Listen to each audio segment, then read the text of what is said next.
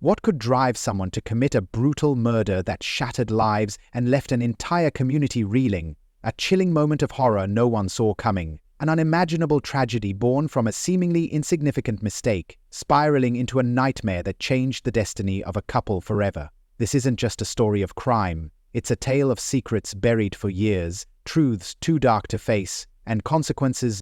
Stay with us and subscribe to this YouTube channel as we peel back the layers of deception to reveal the shocking truth behind this unexpected and devastating act. A truth that will leave you questioning everything you thought you knew. In January 2014, the body of 18-year-old Marianne Santos was found in the living room of a suburban home in Tagbilaran, Bohol. An investigation uncovered the disturbing details of her obsessive relationship with high school coach Rafael Santos, beginning in the fall of 2013 at Tagbilaran High School. A series of events unfolded that would spiral into jealousy, betrayal, and ultimately a night of devastating violence. Rafael Santos had always been the kind of man people gravitated toward. At just 28 years old, his charm and natural ability to connect with others made him a perfect fit for his role as the new basketball coach at Tagbilaran High School.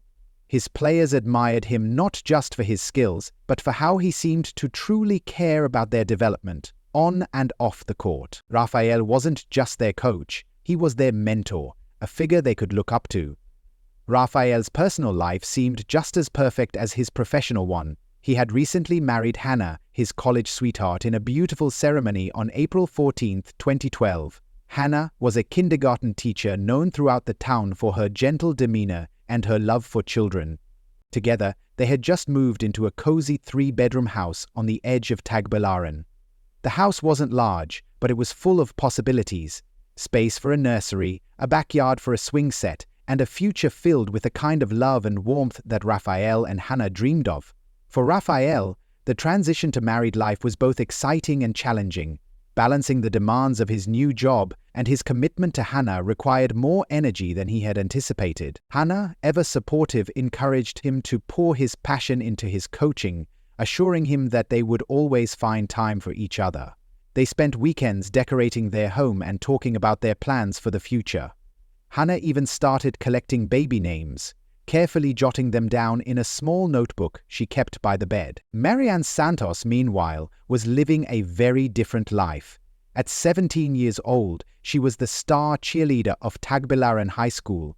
Her stunning looks and outgoing personality made her the center of attention wherever she went, but behind her radiant smile was a girl desperate for love and stability. Marianne had grown up in a broken home with parents who were more interested in their own arguments than in raising their daughter. Her father had left when she was 10, and her mother, battling alcoholism, barely managed to keep their small apartment livable. Marianne had learned early on how to fend for herself. The instability at home shaped Marianne into a master manipulator. She knew how to use her beauty and charm to get what she wanted, and she wasn't afraid to push boundaries to escape the chaos of her personal life. Despite her popularity at school, Marianne carried a deep sense of insecurity. She longed for someone to see beyond her exterior, someone who would provide her with the love and validation she never received at home. Rafael became that someone. And it started innocently enough. It was September 2012, and Rafael had been at Tagbilaran High for just a few months. Marianne often stayed late after cheerleading practice, lingering near the gym to watch the basketball team. At first, it was just a harmless crush. She admired how confident Rafael was, how he commanded respect from his players while maintaining a sense of approachability. To Marianne, he wasn't just a coach. He was the kind of man she imagined could save her from the life she desperately wanted to leave behind. For Rafael, Marianne's attention was flattering. He was adjusting to his new role as a husband and a coach, but the pressures of both were starting to weigh on him. The late nights spent reviewing game strategies often meant less time with Hannah, who was busy managing her classroom of energetic 5-year-olds. When Marianne began complimenting him, praising his coaching skills, or commenting on his leadership, Rafael felt a sense of validation he hadn't realized he craved for such a long while. By October 2012, their interactions had become more frequent. Marianne found reasons to talk to Rafael after practice, sometimes asking for advice about school or claiming she needed help with her cheer routines.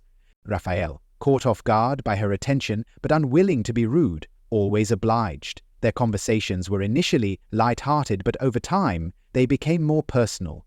Marianne spoke about her struggles at home, how she often felt like no one cared about her, how she longed for a better life. Raphael, with his natural tendency to mentor and support, found himself feeling protective of her. One evening, in late October, after a particularly grueling practice, Raphael stayed late in his office to finish some paperwork. Marianne knocked on the door, claiming she had left her phone in the gym. When she entered, she thanked him for always being so kind to her. Marianne spoke about how much she admired him, not just as a coach, but as a person. She told him he was the only adult who seemed to truly care about her. For Raphael, the moment was emotionally complicated. He saw Marianne as a troubled young woman looking for guidance, but the intensity of her words made him feel something he wasn't ready to acknowledge. The line between teacher and student began to blur, and Raphael, though hesitant, didn't stop it from happening. By November 2012, their meetings had become more frequent. What started as casual conversations in the gym turned into private moments in Raphael's office after hours. Marianne, emboldened by Raphael's initial kindness, began to push boundaries. She dressed more provocatively during practices, ensuring she caught his attention. Raphael, battling a growing sense of guilt, tried to rationalize their interactions. He told himself he was simply being a mentor, a source of stability in Marianne's chaotic life. But Marianne wanted more. She craved Raphael's attention and grew frustrated when he tried to keep their relationship professional.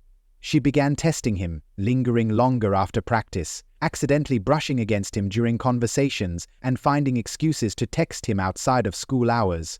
Marianne knew how to exploit Raphael's vulnerabilities, and she used every tool at her disposal to pull him closer. By December 2012, their relationship had crossed the line.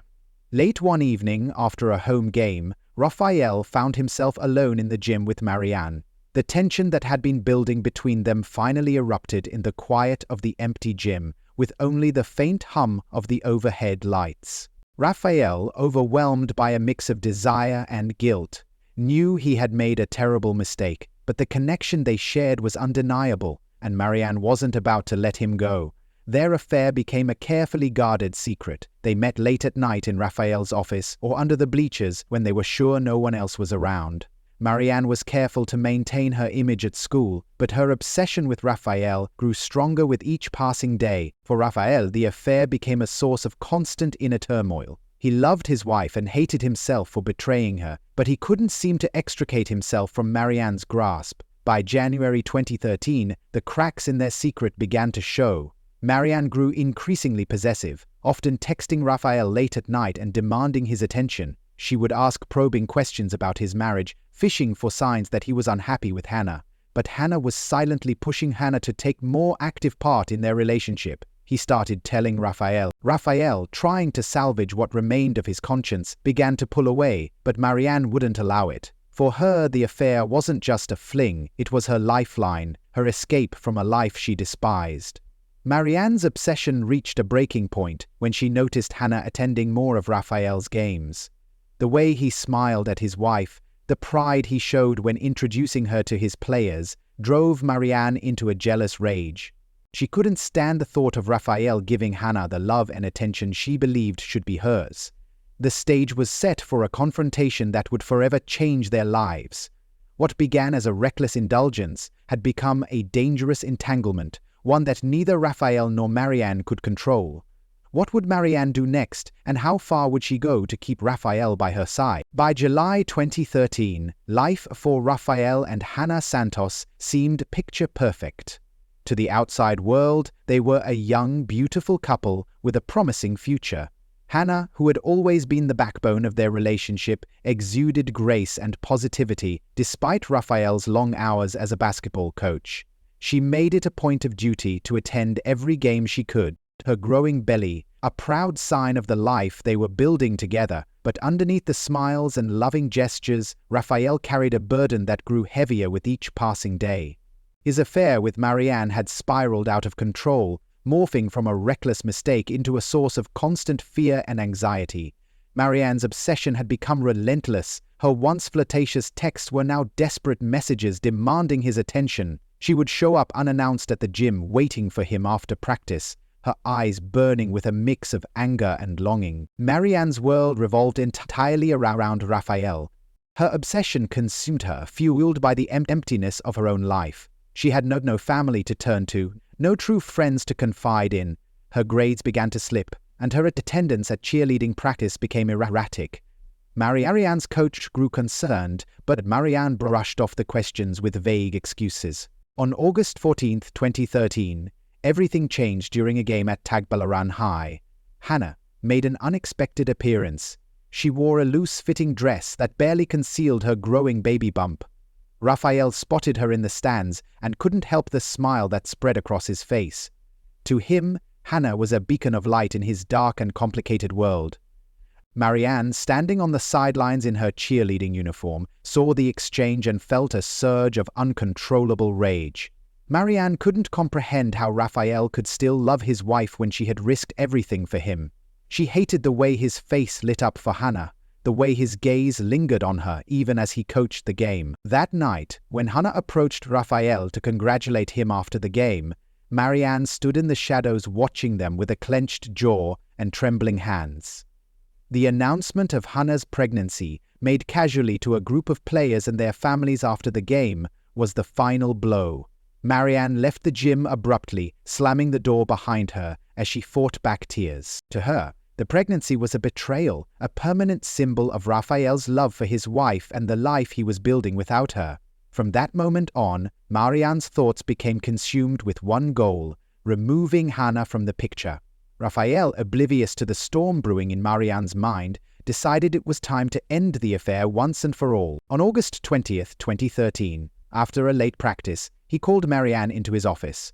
What he intended to be a final conversation quickly turned into a volatile confrontation. Marianne begged, threatened, and cried, alternating between declaring her love for him and warning him about what she could do if he left her. Raphael remained firm, walking away from her sobs, echoing in the empty gym. By November 1, 2013, Marianne's obsession had reached dangerous new heights. Raphael had stopped responding to her texts and avoided her as much as possible. Her carefully constructed world of manipulation and control was crumbling, and she was determined to reclaim the power she felt slipping through her fingers. That rainy afternoon, Marianne drove to the Santos household. She knew Raphael wouldn't be home. He was at the school preparing for an upcoming tournament. Marianne had no real plan, only the determination to see Hannah face to face. As she pulled into the driveway, her mind raced with possibilities. If she could just talk to Hannah, maybe she could scare her enough to make her leave Raphael. Or perhaps she could find something, anything, that would give her leverage over them. Hannah, ever the gracious hostess, answered the door with a warm smile despite the rain. She didn't know Marianne well, but recognized her from the cheerleading team. What do you think could be her intention for coming to visit Hannah when Raphael wasn't around? Please comment your answers below, like, and don't forget to subscribe to this YouTube channel to be part of our family. Marianne feigned politeness, claiming she had forgotten her jacket in Raphael's car and needed to ask him something. Hannah, not suspecting anything, invited her inside and offered her a glass of water. Marianne accepted, her eyes darting around the house. As she stepped into the kitchen, it was then that Marianne noticed the cup of tea sitting on the counter. Hannah had been drinking it earlier while tidying up. The idea struck Heather like lightning. She had no real plan, but the opportunity seemed too perfect to pass. As Hannah turned her back to retrieve the water, Marianne slipped a small vial of poison she had hidden in her bag into the tea, her hands trembling as she poured the liquid. Her heart raced at the thought of what she was about to do. Marianne didn't stick around long. She thanked Hannah and left, her heart pounding as she walked back to her car. She told herself it was just enough poison to make Hannah sick, to scare her into leaving Raphael, but deep down, she wanted more.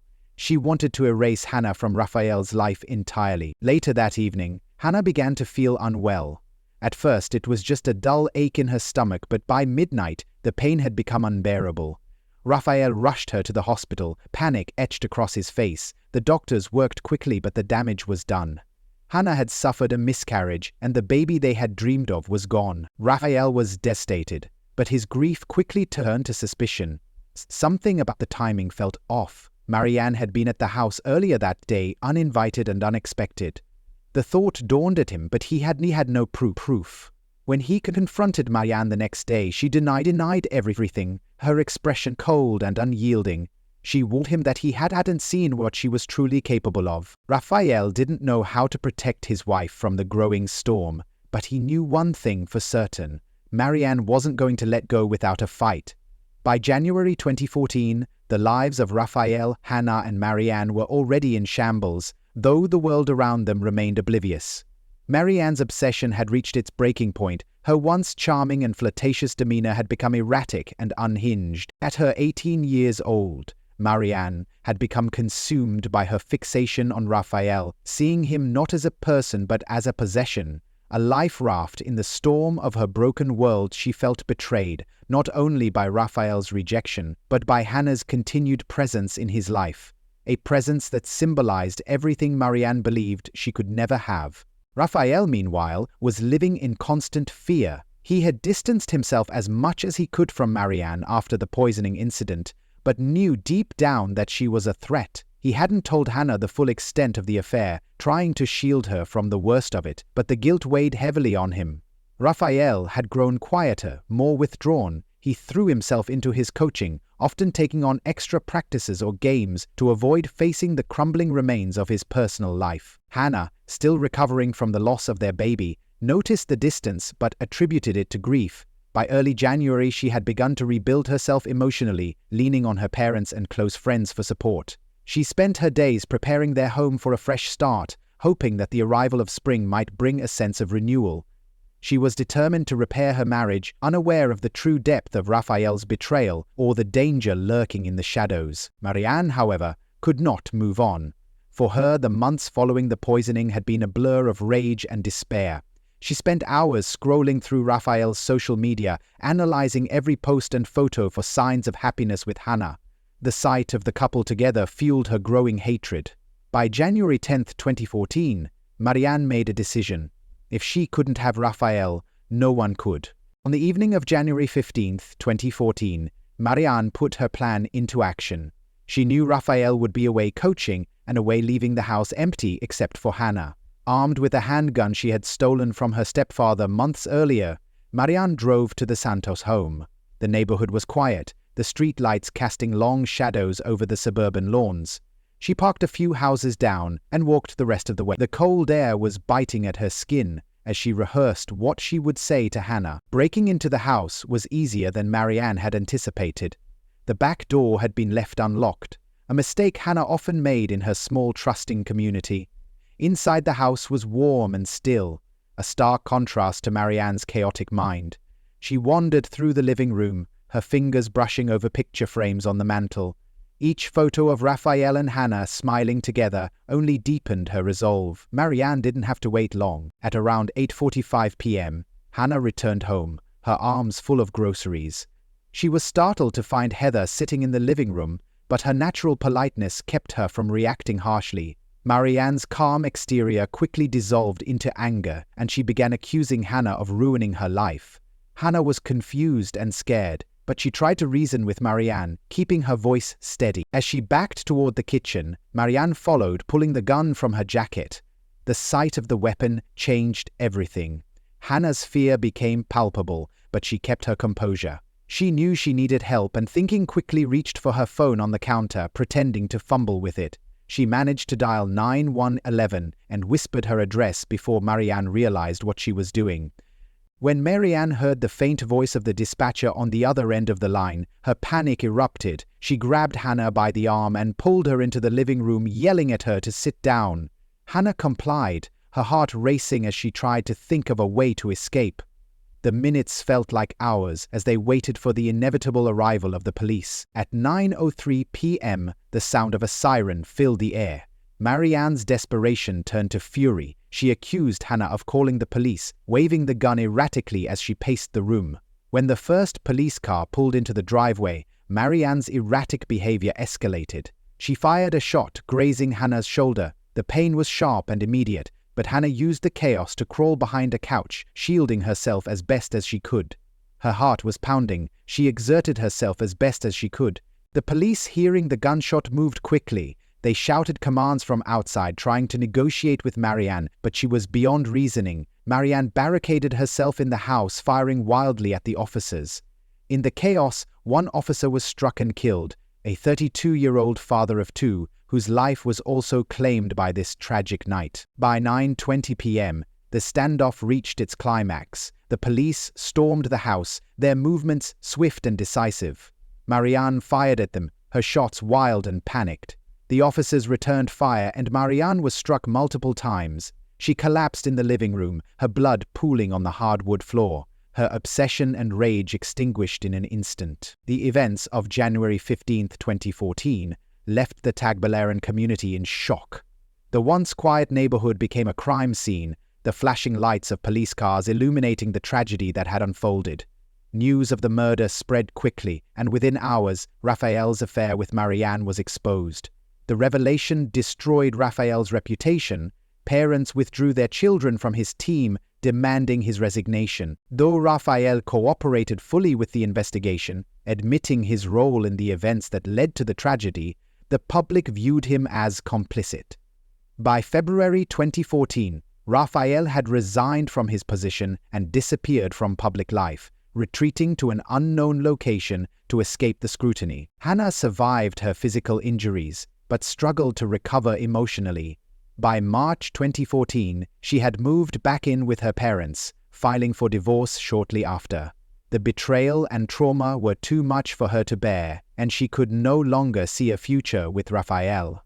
Her once bright outlook on life was dimmed, replaced by the weight of grief and betrayal. Marianne's story became a cautionary tale. The media painted her as a troubled young woman, a victim of her circumstances, but also a perpetrator of unimaginable violence.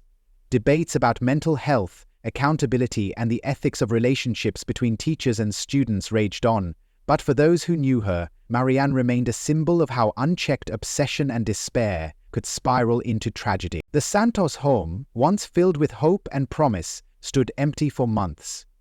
The neighborhood eventually returned to its routine, but the memory of that night lingered as a chilling reminder of how lives could unravel in the wake of love, betrayal, and obsession. This harrowing chapter of Raphael, Hannah, and Marianne's lives would forever serve as a testament to the devastating consequences of secrets and unbridled emotion. The tragic events in Tagbilaran left a lasting impact on everyone involved. It was a story of love, betrayal, and the dangerous consequences of unchecked obsession. A once promising life ended, a family was torn apart, and a quiet town was forever changed by the secrets and lies lurking beneath its surface. Let's play a game. If you think what Marianne did was wrong, subscribe to this YouTube channel. Let us know what you think in the comments below, but if you feel what she did was right, you can skip.